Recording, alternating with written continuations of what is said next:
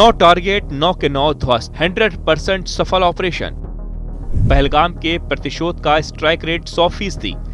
सेना, एयरफोर्स और navy joint operation से पाक में कोहराम। छाती पीट रहा पाकिस्तान, माथा ठोक रहे शहबाज भाईजान। पहलगाम में सुहागिनों का सिंदूर उजाड़ने वालों ने कहा था कि जाओ जाकर मोदी को कह देना। ऐसा बोलने वालों के बाप दादा परदादा सब के सब एक झटके में मोदी ने जहन्नुम में पहुंचा दिए। भारतीय सेना ज्वाइंट ऑपरेशन में पाकिस्तान और पीओके दोनों जगहों पर एक साथ एयर स्ट्राइक कर तबाही मचा दी। पाकिस्तान में घुस कर लिया पहलगाम का बदला। पाकिस्तान के आतंकी ठिकानों पर आसमान से भारत ने ऐसी मौत बरसाई कि 9 आतंकी ठिकाने मिट्टी में मिला दिए। भारत के इस हमले से पाकिस्तान की जान निकल गई, क्योंकि पाकिस्तान ने कभी सपने भी नहीं सोचा था कि भारत बहावलपुर और मुर्दिके के आतंकी ठिकानों पर कभी हमला भी कर सकता है। भारत सरकार ने अपने बयान में कहा कि इस ऑपरेशन में पाकिस्तान और पाकिस्तान के कब्जे वाले कश्मीर में आतंकी ढांचे को निशाना बनाया गया, जहां से भारत पर आतंकी हमलों का प्लान बनाया गया था। और इस तरह से भारत ने पहलगाम आतंकी हमले में मारे गए एक एक भारतीय और कतरे कतरे आंसू का बदला लेकर पाकिस्तान को दहला दिया। भारत की तीनों सेनाओं ने पाकिस्तान और पाकिस्तान अधिकृत कश्मीर में कुल 9 आतंकी ठिकानों पर स्ट्राइक की। इस हमले को ऑपरेशन सिंदूर का नाम दिया गया और इसे तीनों सेनाओं ने मिलकर अंजाम दिया। सेना की यह कार्रवाई रात करीब 1:30 बजे की गई और इसका मकसद आतंकियों के लॉन्च पैड्स को और हथियारों के भंडार को तबाह करना था।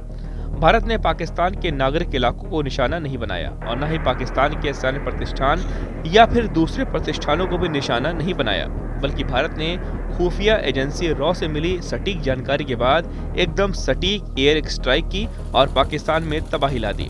सूत्रों के मुताबिक भारतीय वायुसेना के मिराज 2000 और सुखोई 30 MKI जैसे एडवांस फाइटर जेट्स ने बहावलपुर, कोटली और मुजफ्फराबाद समेत 9 क्षेत्रों को निशाना बनाया।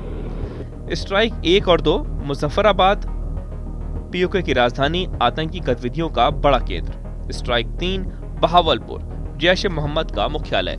स्ट्राइक 4 कोटली, LOC के पास घुसपैठ के लिए कुख्यात। Strike 5 Chakamru. Strike 6 Gulpur. Strike 7 Bhimber. Strike 8 Muridke, Lashkar Taiba और जमात उद दावा का गढ़। स्ट्राइक 9 सियालकोट के पास एक आतंकी कैंप। इन सभी ठिकानों को भारतीय खुफिया एजेंसियों ने पहले भी चिन्हित किया था, जहां से भारत के खिलाफ आतंकी हमलों की साजिशें रची जाती थीं। सभी स्ट्राइक भारतीय सीमा के अंदर से किए गए, जिससे किसी भी तरह की अंतर्राष्ट्रीय सीमा पार करने की नौबत नहीं आई। सभी 9 टारगेट्स को पूरी तरह तबाह कर दिया गया। इस इलाके में लंबे समय से जैश ए मोहम्मद और लश्कर तैयबा जैसे आतंकी संगठनों के चौक चौबंद किले माने जाते हैं, जिन पर कभी कोई सैन्य कार्रवाई नहीं की जा सकी। शुरुआती जानकारी में पता चला कि भारत की एयर स्ट्राइक में पाकिस्तान और पाकिस्तान के कब्जे वाले जम्मू कश्मीर में आतंकी शिविरों पर भारतीय हमलों में 80 से 90 से ज्यादा आतंकवादी मारे गए।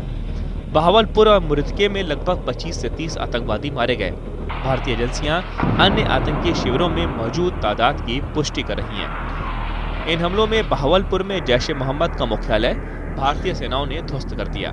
मुर्दिके में लश्कर तैयबा का शिविर था, जो कि 26/11 मुंबई हमले से जुड़ा था, उसे तबाह कर दिया गया।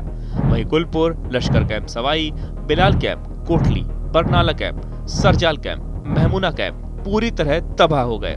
वहीं भारतीय सेना की एयर स्ट्राइक के बाद बौखलाया पाकिस्तान LOC पर लगातार सीज फायर का उल्लंघन कर रहा है। वहीं दूसरी तरफ पाकिस्तान के प्रधानमंत्री शहबाज शरीफ ने भारत के जरिए की गई इस एयर स्ट्राइक को कायराना बताया।